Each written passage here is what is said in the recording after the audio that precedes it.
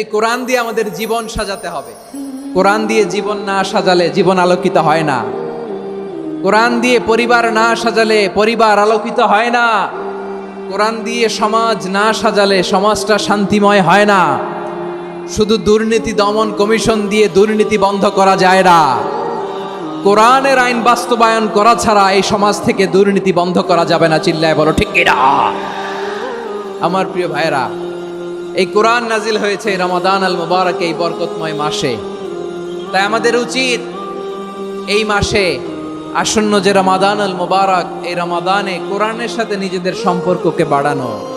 আমার প্রিয় চাঁপাইনবাবগঞ্জের ভাইয়েরা, আমরা কি আসন্ন রমাদানে কোরআনের সাথে আমাদের অ্যাটাচমেন্ট সম্পর্ক বাড়াতে চাই? চান সবাই?